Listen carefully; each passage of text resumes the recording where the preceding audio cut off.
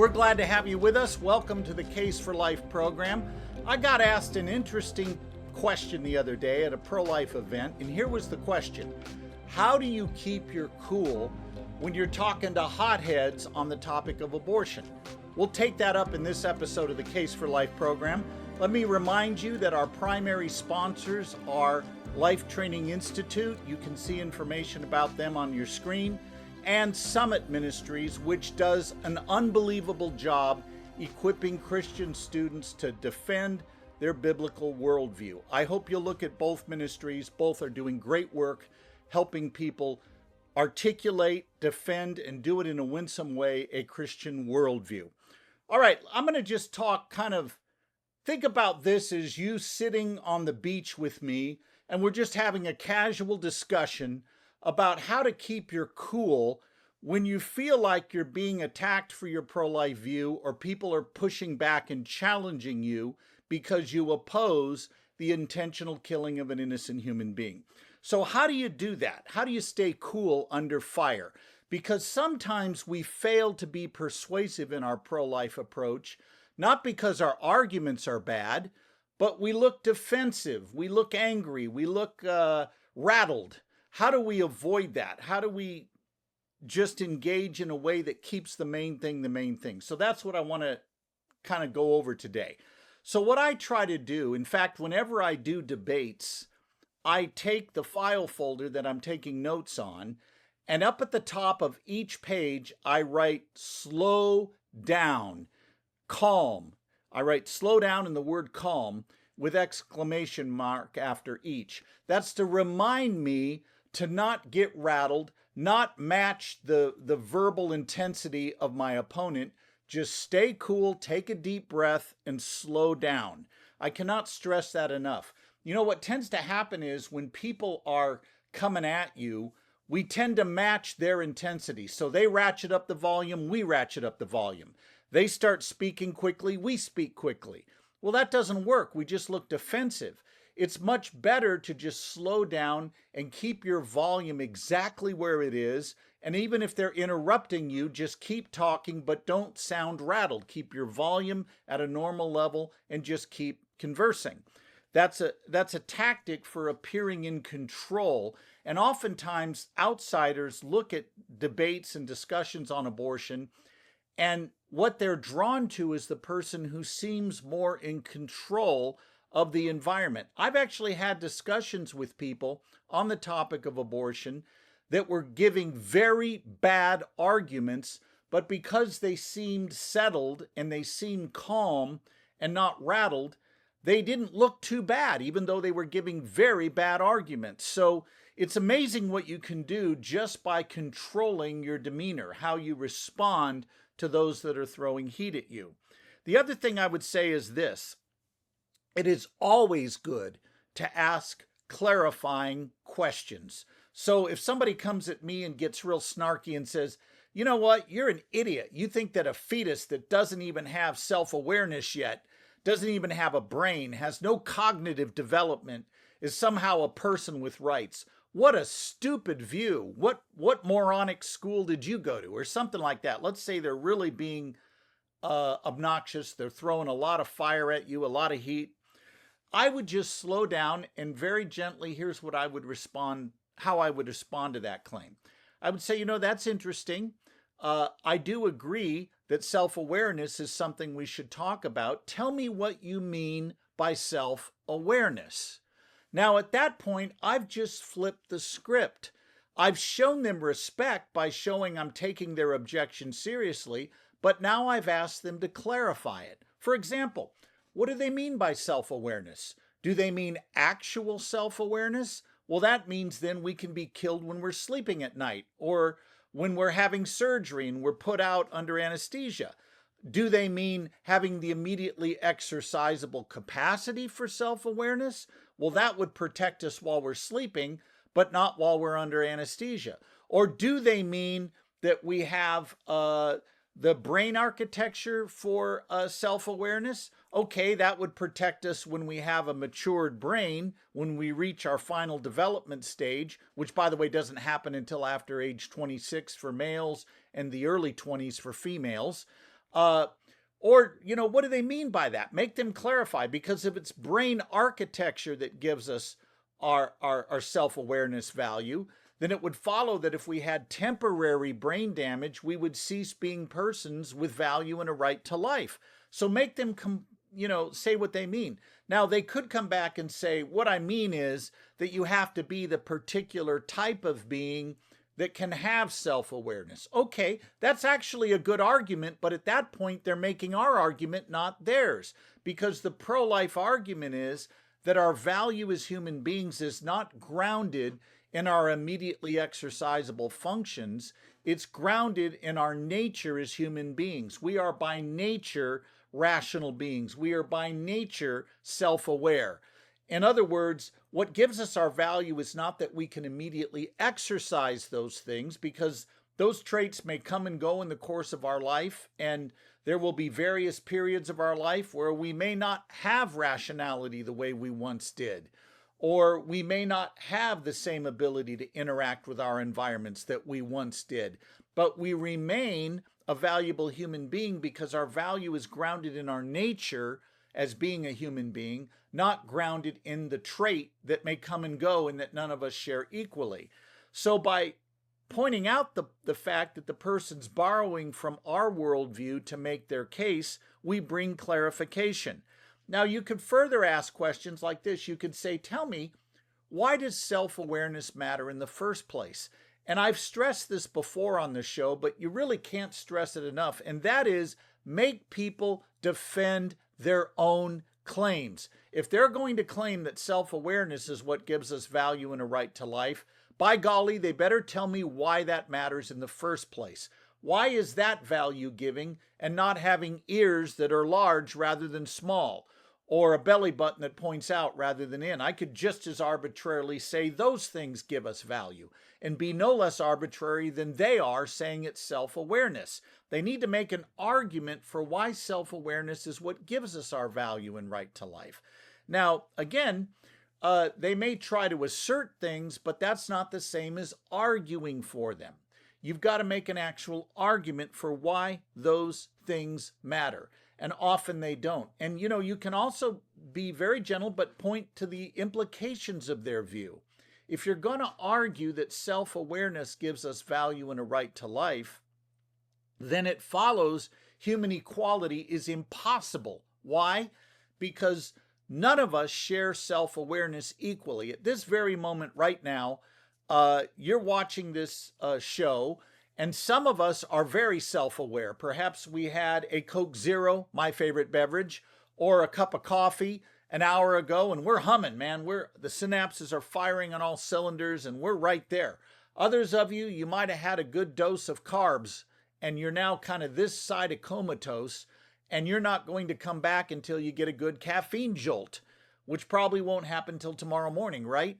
Well, it doesn't follow that you're less human and valuable than those who are firing on all synapses right now.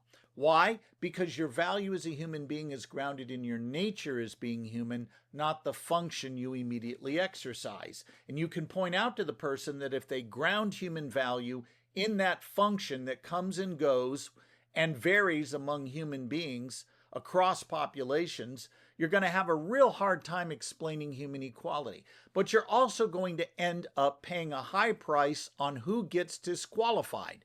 Because if self-awareness is the standard, having the immediately exercisable capacity for self-awareness, it's not just fetuses that lose, newborns lose, and oh, by the way, the latest research suggests that toddlers lose, because we now see that toddlers do not see themselves as self-aware beings until roughly age 2 and maybe even a little later, which means you can not only kill fetuses and embryos, you can kill newborns and toddlers, because they're obviously not persons yet either. So by simply asking good questions, you can dial down the temperature and you can have hopefully a good discussion. Now, there will be times when you're dealing with a hothead who has zero interest in talking to you. Many of you have seen the videos that are all over social media right now of Antifa terrorists shouting at federal agents who are enforcing federal law right now. And you will notice right away that these are not people you can reason with.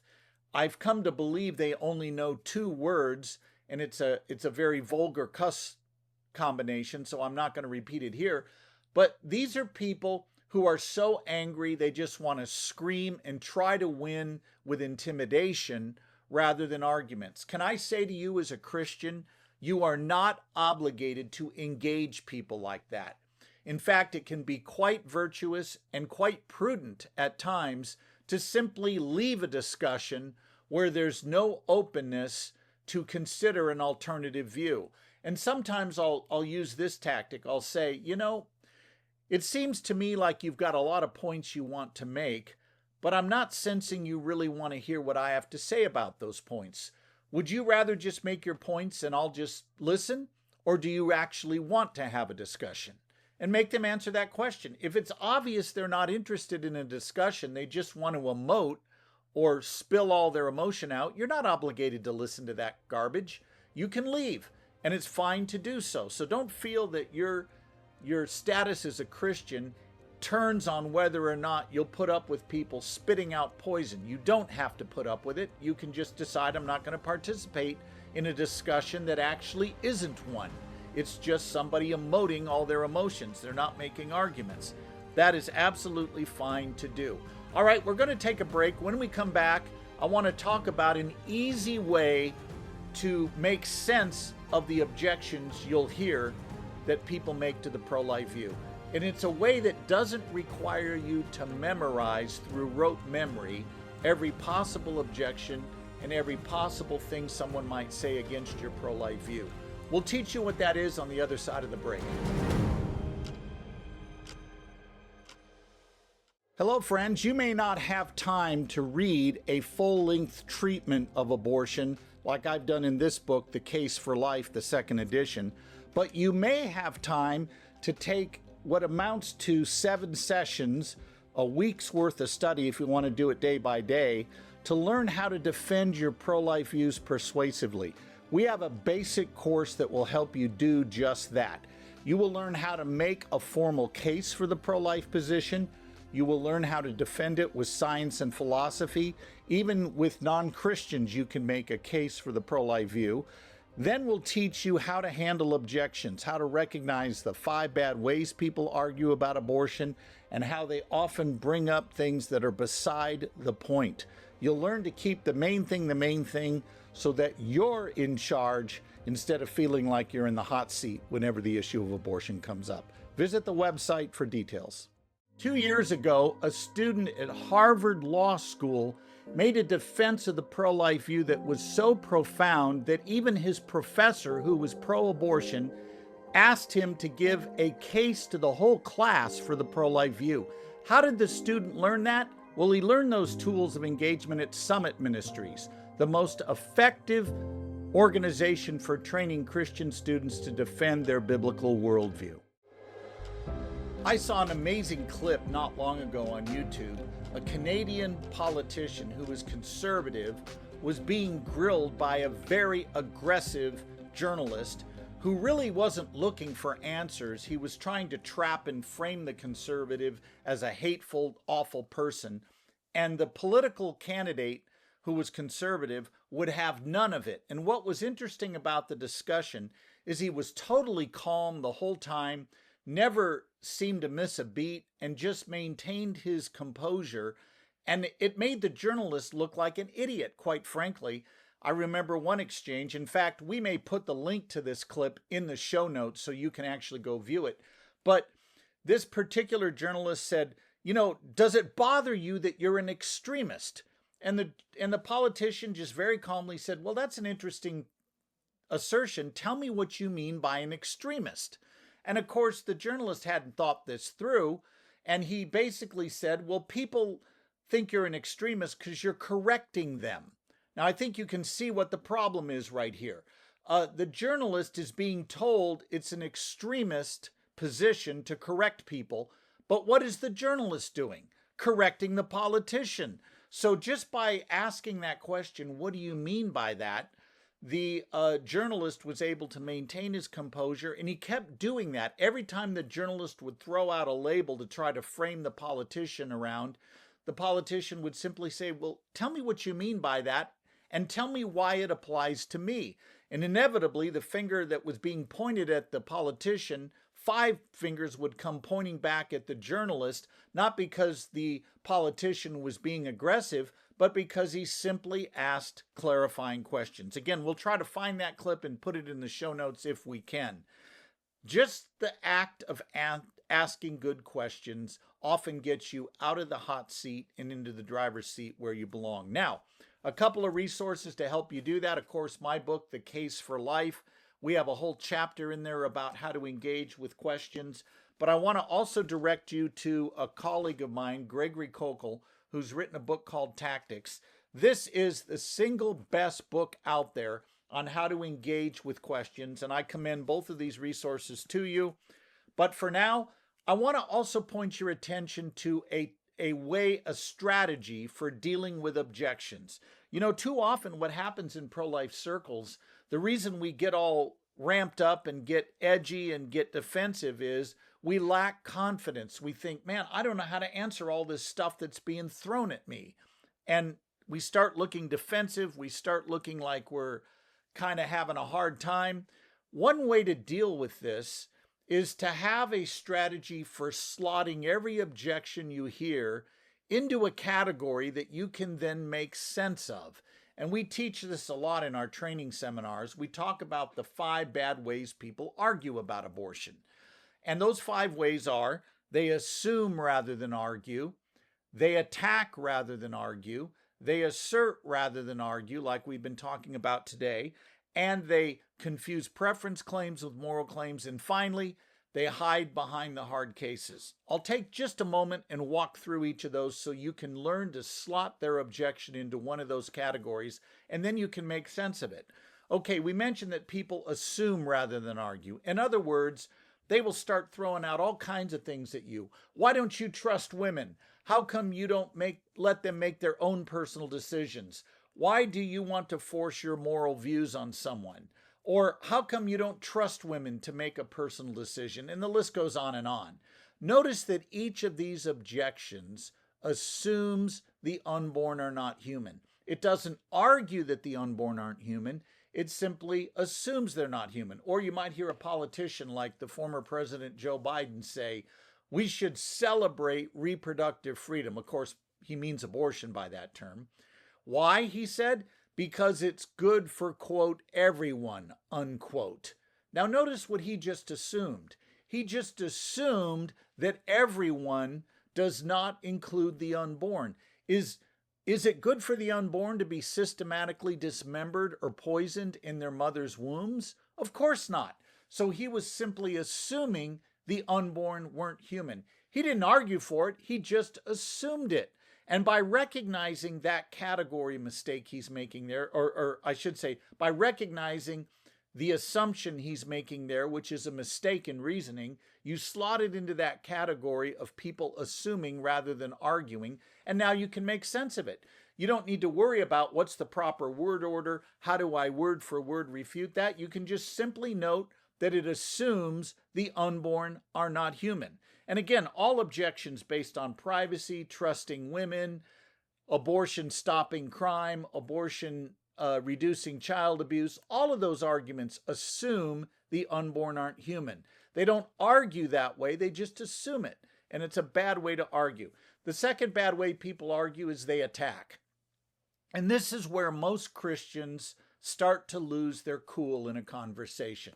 Somebody will say to them, you just hate women. You're a Christian, narrow-minded misogynist. You're really no different than Hitler. And the Christian starts getting defensive. No, I really do love people. I just think it's wrong to kill innocent human beings. And we start getting defensive. You can see our faces turning red. We start fidgeting.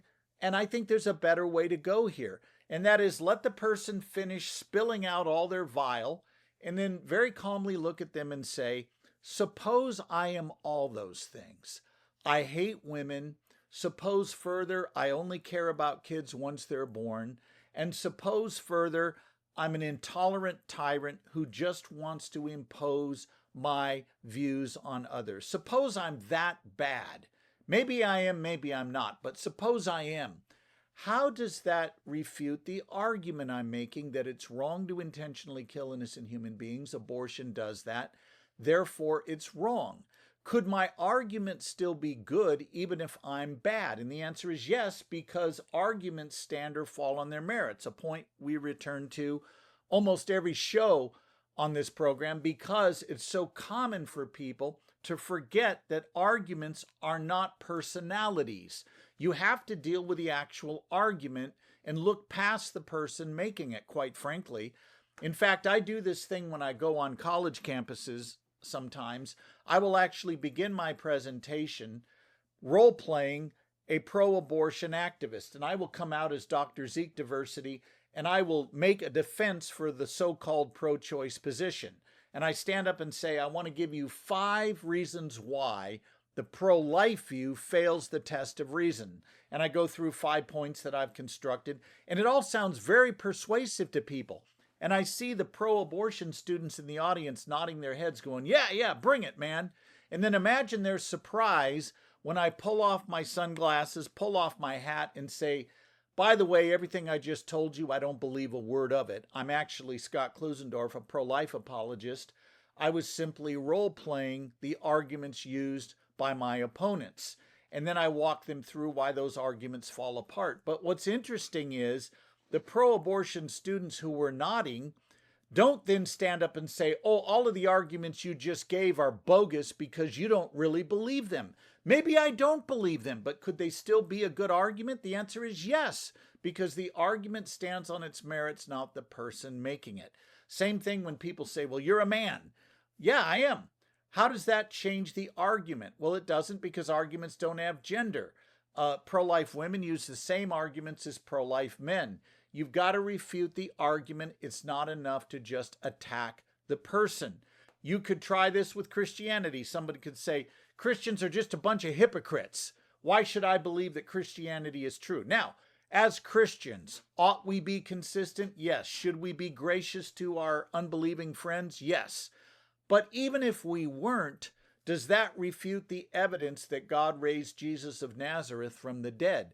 To refute Christianity, what you should do is show that the resurrection didn't happen. That's exactly what Paul says in 1 Corinthians 15.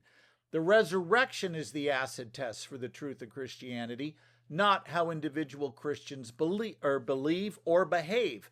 So keep the main thing the main thing. Another way people attack the person rather than refuting the argument is to try to point out that we're not consistent. Oh, you're against abortion? How many unwanted kids have you adopted? Now, suppose I've adopted none, and suppose further I don't care about kids once they're born. I'm that bad. It's not true, but suppose it were. Could my pro-life argument still be a good one? Yes. Why? Because that argument stands on its merits. In other words, how does my alleged unwillingness to adopt a child justify an abortionist killing him? The answer is it doesn't. You got to work harder than that and show that the argument itself is bad. Now, we've spent the early part of this show talking about people who make assertions rather than arguments, so I don't want to spend too much time on that, other than to say you are always within your rights to say to the critic who's making an assertion like, a woman has a right to choose. I would very calmly say, choose what, and where does that right to choose come from? Make them ground their rights claims. Don't let them get away with plucking rights out of thin air. Now, the beauty of that is when you say, what is the right that we should be allowed to choose? What do you mean a right to choose? Choose what? They now have to make it explicit. They're talking about a right to an abortion, the right to intentionally kill a human fetus. And you are within your rights to say, where does that right come from and why should we have it? Well, they'll probably say something like, well, that right comes from the government. Okay, well, the same government that granted a right to an abortion in Roe v. Wade took it back with the Dobbs decision. So why are you angry at Dobbs? I mean, this is amazing to me. People get so upset that Roe v. Wade was struck down, but their argument was that the right to an abortion came from the Supreme Court in the first place. Well, The same court that grants that right can take it away. So I don't know why they're all excised about this, but they are. So you can always ask people to defend what they're asserting.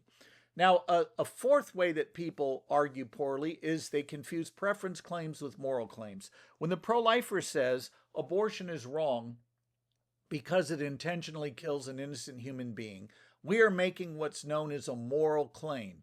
We're claiming that it's not just wrong to kill an innocent human being in the womb because I happen not to like abortion. Rather, we're saying it's wrong regardless of my personal likes and dislikes. But what people want to do is change the objective claim to a subjective claim, as if we are talking about our favorite flavor of ice cream or coffee. But that won't work because we're not talking about what we like or prefer. We're talking about what's right or wrong regardless of preferences. And what you have there is a case of someone trying to change the subject from an objective claim to a subjective one. Don't let them get away with that. And on previous episodes, we've talked about the worldview idling behind that, namely relativism, the belief that right and wrong are up to us to choose. You can see some of our previous episodes to see some refutation of that. The final bad way people argue is they hide behind the hard cases.